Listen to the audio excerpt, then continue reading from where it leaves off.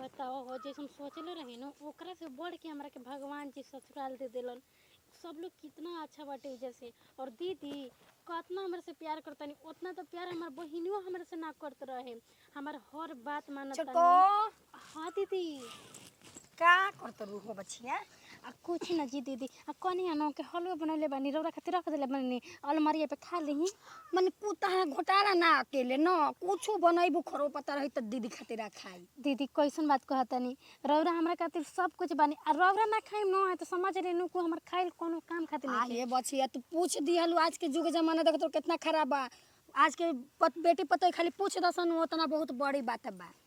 दीदी रौरा ई सब के टेंशन मत ले ठीक बाटे नु। हम बस हमर माई नु आवत खनी सिखाए के विदा कइले बिया कि देख बुचिया तू जेकरा के जो इतना मनबे नु उतने उहो तोरा के मानी है। यही से दीदी ये बात हम देखियो लेनी रौरा के हम थोड़ा सा एथी दे देनी इज्जत दे देनी रौरा ओकरा बदला हमरा इतना प्यार दे देनी नु कि हम अपन मायका भुला गइनी। अब भागो कने तू पागल जैसन का बात कहत ई बताव तू हमर छोट बहिन लेखा बाड़ू हो बहिन लेखा का बाड़ू तू बहिन हो। अब बहिन से हम अपना देहारी पटीदारी करब तो हमरा के तो नरको में जगह ना मिली हो।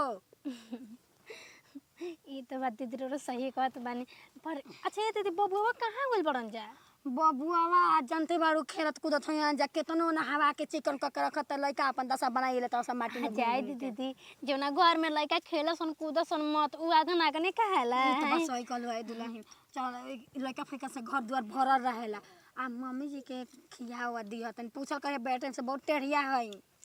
हाँ जी दीदी बात रौरा सही कहत बानी पर देख लेम कुछ दिन के बाद में मम्मी हो हमनी जो निमन से रहे लागम। आ ये कनिया देखो कहे के ना चाही। अच्छा ये बताव तहरा अगर हम माने गलत काम करी तोहरो संगे दादी पटे कर सकतनी कि ना मान लो कि तोहरो उतरले 2-3 महीना भई कोनो आज तक तो उतरले लेकिन ये बुढ़िया जबे हम उतरनी तबे से हमरा से गोतिया नहीं लेखा करेली समझ जा केतनो अपना महताई ने करेजा निकाल के दे देबू तबो ई बुढ़िया अपन ना होई। जाए दीदी जाए दी मम्मी जी अभी वैसे करतनी बाद में देख लेम उहो के हम मन ही जैसन रहे लागम प्यार से। बा दीदी हम जातनी कपड़ा उपड़ा ने सब सरिया देबे ठीक बा। आ हो कनिया मम्मी जी आवतन त खाना ना दे दे हम। हां देखो बुढ़ी के टाइम टू टाइम कर देखो कनिया हम नहीं के चाहत न कि हमारा तहरा लगे उठला बैठला से मान लो कि कुछ लेके उठ जान चके कि ऐसे खात पढ़त भी त हमरा के नहीं पूछत जात अपन जन अपन देही आने कपड़ा लाता लागेला तुम क दिया अपन फर्ज ना भुलाए के चाहिए ठीक बा। चल जा तू जा देखा अपन काम धाम देखी बबुआवन के ठीक बा दीदी। गोतिनी नु बुद्धिमान मिलल बिया मान लो कि अपना बुद्धि आ दिमाग से ना रही हो तो बुढ़िया तो 1 सेकंड हमनी में ना बने दी ज्यादा कहल जाए कि दोसरा के गड़ा खनले भगवान ओकरा के खुदे गड़ा में गिरावेलन। चल बाप रे बाप गरू बछरी कहीं हई बेरा हो गइल जाई दुकर खाई केने बौजा हो कन्या कन्या ई तो सुनते न कि सन दोनों के दोनों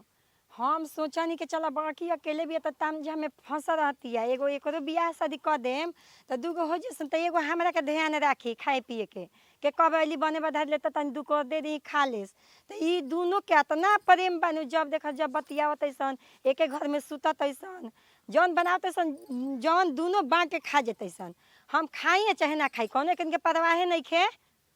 बुझाता घर में कोई बा लागता मर बिला गुली सन का कहीं कनी ले खुद हम परेशान हो गइल बाई हमार लइको ऐसन बानू कि बस खाई पट के निकल जाए ने गांव में ओकरा मतलब नहीं के माई खाई के ना चाहे ओ कनियो ले ना कह के जाई के हां तनी माई के खाए के दे दी हसन है बतावा हो एकनी के कैसे हम दोनों में खटपट करी के दोनों दू जगह होई हसन के तनी हमरे जान मान करी हसन आतना एकनी में प्रेम देख देख के त हम करेजा फाटत हवे कहे के ना चाहिए लेकिन हमरा कहे के पड़ता काहे ई खाली सन हम ना खाई ना हमरा भूख ना लगेला ई मंगा बाजार पर काज ने का खाली सन होदे चिमकी बिगल बा हो हम कुल देखतनी अरे मैं का कहतरी तनी खाना वाला मांग न बड़ा भूख लागल बटे तू ने कस का खइले ना ओनिया सुतल अनिया बाहरे देख तरी गर्मी आ त हम कामे क के आते गरीब छरुआ चिचिया तन त कोनो बोलत नहीं कि कहां बाइसन खनी के तू घर में बाड़ी माई त तू न जानबी कि का करतरी स हम त बहरी ईटा पाथे चल जातानी बाप रे बाप हम तू जान ई कहतनी के दोनों के इतना प्रेम भावा खाली आपुसे में फुस बतियावत ऐसन के खाई के पानी पी कोनो चेत नहीं खे ते अहिले त तोरा बुझात है कि चला करियो कनी के खाए के लेके आवसन हमरा ले मांगत है दूधू के बाइसन त हम खाए के दी अब वहनी के कुछ बुझात नहीं के अपने में बाजल बाड़ी सब बहिन में लगाव रखले बाड़ी स ए अब्दुलवा कहां बा पता ना ओकरा बारे में हमरा से पूछबे मत कर घर के काम ले एगो मतलब नहीं खे ओकरा के घर के काम होई के ना होई खा घूम आ बताओ माई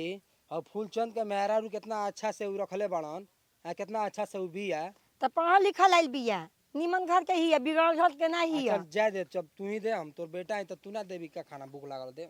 तो जिंदगी भर हम ही तोरा के खियाई दे, तो बियाह कर दिन तो तोर चल। मौगी का करी। इहो काम नहीं खे केनहू लाले तो माइये के मौगी के आराम देला के मौगी हमें सुता रहो ना, मौगी सुत के आराम करी, माई खाए के दी। एकनी के व्यवहार एकदम बह गइल बा।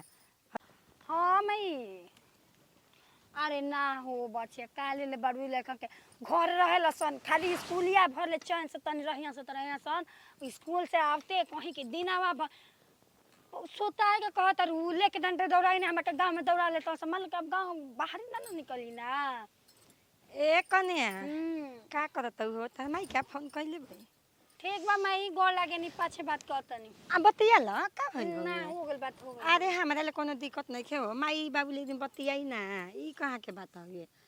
का बड़ा करत चिकन आवतनी का बाती ह का धसत हो देही में कुल का लगौले बा? रोगरत का बनियो काले तन हेनिया हट जाई। अरे फर के बैठल भई हो बहिनी, मने ती वैसन का को दिली बाइस की इतना हरहरात रही होनी दुवरिया देने के जी छोटा की हम तो ना जानत रही कि तनी में हाथ ना पड़े बा, शिकायतो करी हम तो सुन के चंभू बानी बतिया। अब मम्मी जी को का कहतनी जी छोटकी ऐसा एकदम नहीं के कह सकत अरे हो, तू- हमारा खातिर बन बनाई करेजा कह दे तो निकाल के दे दी। अरे बतिया तो हमार सुन कौन चीज ऐसन बनौले रहे के कहती है कि मैं ढो ढो घर में घुसा देता लइकन के खिया देता, ईद में खाई ना, ईद में बनावत गर्मी में मर मर के चूल्हा पर मैं घर में घुसौले जाता। बक को का कहतनी तो हम उहे मानी तो नहीं हम के सकत, सुना तनी के का बन रहे हम तो जानतो नहीं कि का बन हम ना रहे मानी नहीं के सकत मम्मी जी नो की छोड़ के तरी कही। जानते हो कौन ते बतिया हम पतियबे ना ते सुन लेबे जहिया अपना कान से नु कह देबे के हां हम बुढ़िया का कहत रही जानले।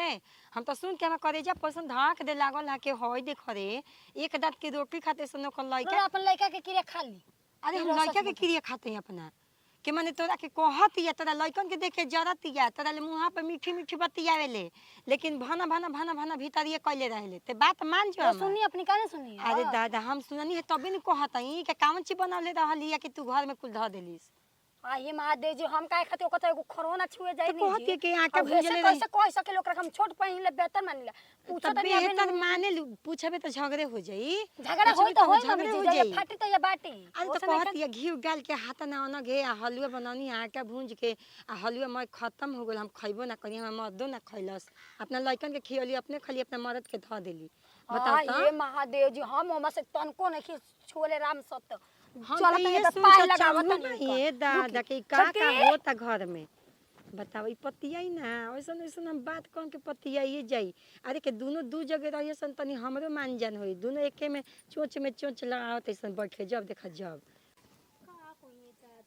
रे छोटकी बनी कप्पा ही लगा दे का होई बा जी दीदी? आ कार छोटकी का तू बना के रखलिए कहिए हम तोर हलवा अपने मर्द के खिया देनी अपने खाली ना तो के ना देनी रे। तो ये का कहत लीजिए तो हम कब कहनी है कि हम हलवे बनवले बानी?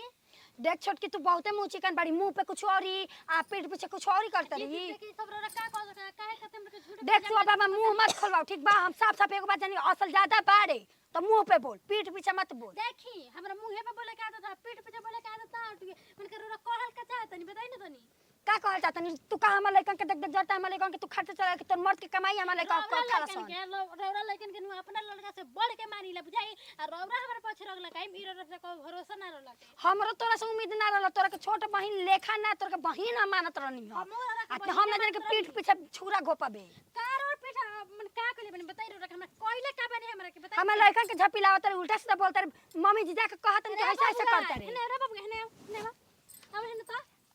खेलो तटू लइका अब है ना ता अच्छा ये बतावा हम कुछ कोई नहीं है हैं बोले बबुआ चाची तो डॉक्टर तो लेके ना बोल बेटा कुछ बता कोई तो नहीं है? मारो ना कोइली देखो का कोइले बनी बताई रो तन बताई तुम्हारी मम्मी झूठ बोला मम्मी जी अरे बबुन के अपना घर में बुला के चॉकलेट बिस्कुट नमकीन का ना देबी है ना रा नती है ना डॉक्टर तो लेके ना पता बोलो डॉक्टर तो लेके ना तोर के ये नतिया खुद औसन बाड़ा सन ना तो तू का बोली तू कुछ लइका झूठ हो गइल सन बताई रे तनी मन के लइका के कहल सर तोरा बताई ना मम्मी जी कहत नहीं तो मलेका का करिया तो ले सट सट कहत रे कि हलवा घी डाल के 1-1 किलो घी डाल डाल के ले जाके घर में रख ले तरी हम खइबे ना कइनी ह। अजी मम्मी जी हम ना जाने के इतना बड़ नागिन दूध दूध पिया के पोसतनी है महादेव जी एटा तो भले हम दुश्मन न कहू से पूरा देला का हो का हमरा के बोलावत हो जा हमरा काम नहीं खे तो लोग बैठ के बतियावत हो जा त ई बताई हम का करे बन दीदी के बारे में अब तो सुना नहीं तो हां सही बात कटई कटई घिउ पियातिया है हम हाँ डाल सही बताओ ये तब का कहत ना रहू हम बेटा के कसम खा के बोली कि हम ऐसन बात बोले बनी खाई कसम ठीक बा कसम खाई भातरा मर जे तरह बन के रहबू झमकौले बा तो बताबू मुस्मात बन के आ का है हाँ? ये बताई हमार भातर के कोई चक्की खाली हुई जीरो रहा चुप रह कहले भाई तबे कहले भाई ना तो हम भांग खइले भाई पागल हई कसम खा के बोला दन देखी हम कुछ नहीं की करे सारा बात झूठ अरे तोहनी के में पार्टी ना हम जानत हई रो पापा जी के क्रिया खाली के कहले बिया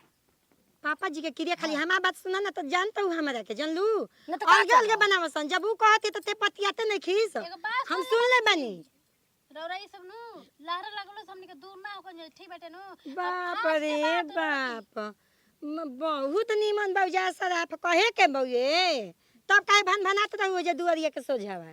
तब मैं झूठो काग लगल रहनी हां मैं झूठो काहे कह दे हम भांग खइले भाई दूसरा घर के तब आप हई कहीं के कहले तो बिया कहत तो बैले में के कहत ना रहला ऊ हैं के मर मर गर्मी में बनावत हई मैं घर में घुसा अगर रौरा हमर सास ना रहती नु हाँ। तो छोटा लटक के लसारा लसारा ना एजे ने भाई भागल भाई तू ना सोचबी हम तो झकला सारी हाँ लसादा ए दीदी बेहाया के गाछ के तो जोर से उखाड़ दे लांगटा छटकी के हाथ हां लगा अरे गांगा से गांगा डाल अरे तोनी के दोनों के कह देते हैं अलगे अलगे खाना बनी काहे सही अलगे खानी बनी? अलगे बनी हम ना कह बनी, देनी बनी ना बनी रब करे जा पस्सा पोही तरी लोटी आ अरे कुछ ना कर चुप रहो ओठ मुंह तुरे बेनु तो हम ओठ मुंह तुरे जानी ना जान ले तू के दिखाई ना तोनी के बना के खासन जब हम ही अलगे बनाई तो हम ही जा, खराब अलगे है तो बना के आ खाई जाई बना के खाई बोलावत है राजेशवा के बोलावत है जाई देखी रहो जैसा का करता बोलावत है नु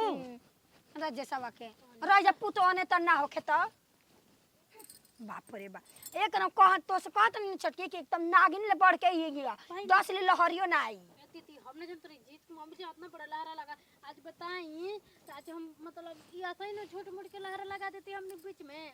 देखी दीदी हम नहीं की मानते लोग काहे ऐसे करते काहे ना पर उ जैसे करते नु बहुत गलत करते कि हम उनका चलते नु रौरा से रिश्ता खराब ना करो नहीं छटके चला हमो से गलती हो गइल हम तार कितना उल्टा सीधा बोल देनी माफ कर दिया कहत तारा गोड़ा पे गिर जाई ना ना दीदी ऐसा कोनो बात हम बहिन लेखा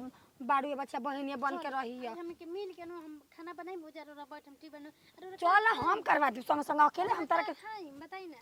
जवन तारा इच्छा करे तहन तू बनाव हमारा ले मत पूछ अरे रौरा पसंद के न आए कचौड़ी उचौड़ी बना देतन ठीक बा अरे हाँ बच्चा कुछ तू रनिया बना के दा हमारा खातिर उहे अमृत बावे चल चल चल